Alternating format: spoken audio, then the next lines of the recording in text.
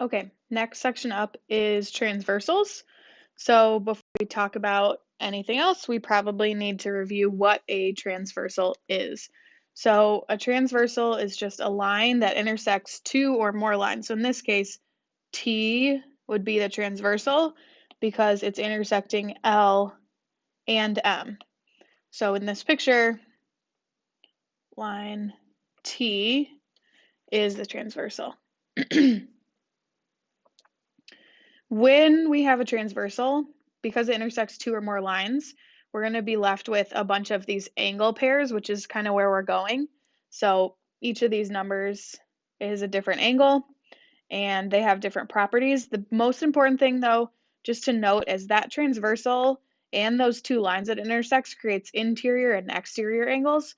So if I'm looking at interior, it's anything in this yellow. So angle 3, angle 4, angle 5, and angle 6 are interior angles because they're in between my two parallel lines, right? They're on the inside of those.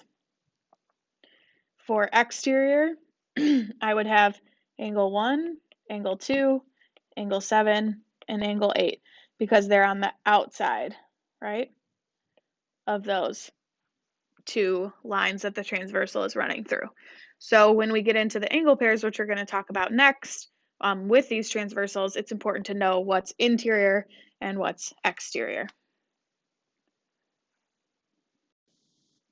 All right, so the types of angle pairs that we have, first are corresponding angles. So they're on the same side of the transversal in the same position. So if I look at angle 2, I would say that it is above L and to the right of T, and T is my transversal. So maybe I'll highlight that in yellow. All right, so if I'm looking at angle 2, like I said, it's above the line and to the right of the transversal. Just like M, if I look at line M, which angle is going to be above that line and to the right of the transversal? That's going to be angle 6. Okay, so angle 2 and angle 6 are a pair of corresponding angles. There's going to be 4 pairs of these, so I could also say angle 1 and angle 5. I could also say angle 3 and angle 7, and I could also say angle 4 and angle 8. So that is corresponding angles. Okay, next would be alternate interior angles. So again, this is where the interior comes into play, and then opposite sides of the transversal.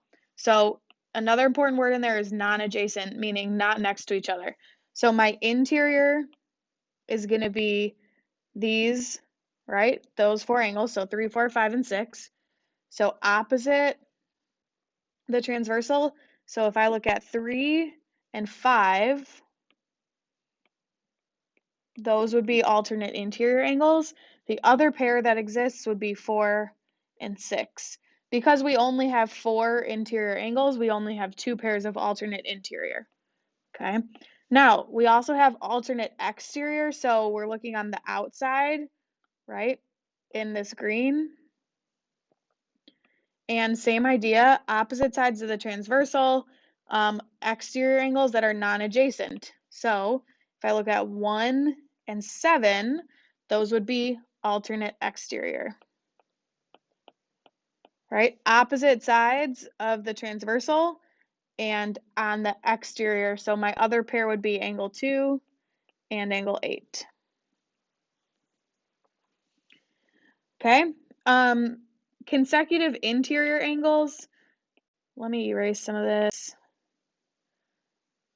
just to get you a new easy to read picture. So there's my transversal, here's my interior, here's my exterior. Okay, so now consecutive interior are going to be same side of my transversal. So interior angles, same side of the transversal. So if I look at 3, it's same side consecutive interior, or we also might say same side interior, is 3 and 6. So it could also be angle 4 and angle 5. There's my consecutive interior, and then if I look at consecutive exterior, so same idea, exterior angles on the same side. So again, sometimes you might see that as same side exterior. Those words are kind of interchangeable. An example of that would be 1 and 8. And then we have another pair at 2 and 7. So those are the types of angles that you're going to look for. When we have a transversal, you're going to get all these different pairs of angles. All right, so type of angle relationship. We're going to look at each of these angles. I'm going to circle them, and then I'm going to go through how we could determine what they are. So first up is 1 and 8. So again, if it were me, I would say, here's my transversal. So here's my interior, we'll stick with, and my exterior angles. So I notice 1 and 8 are both exterior. So my options are either same side exterior or alternate exterior. And we can see they're on opposite sides of line R, the transversal. So these two are alternate exterior angles. Okay.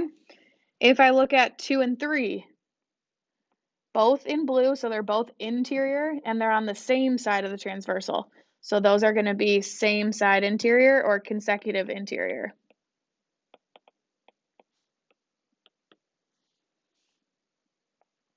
Okay, 5 and 7. This one I have 1 in green, so it's an exterior angle, 1 in blue, so it's an interior angle. The only pair that has an interior and an exterior is corresponding. Again, hopefully you notice they're both below the transversal and to the right of their respective line. So those are going to be corresponding.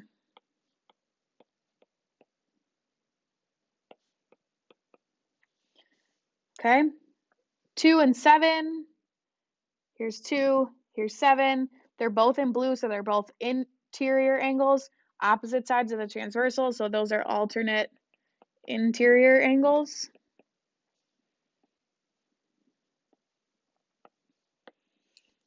Okay, 1 and 3. If we look at those, again, one's in green, so one's an exterior, one's in blue, one's an interior. The only angle pair that has that relationship is corresponding. Just because that's the case, make sure you're double checking. They are in the same place respective of the transversal. And then lastly, we have 6 and 7. Here's 6, here's 7. So those would be consecutive or same side interior.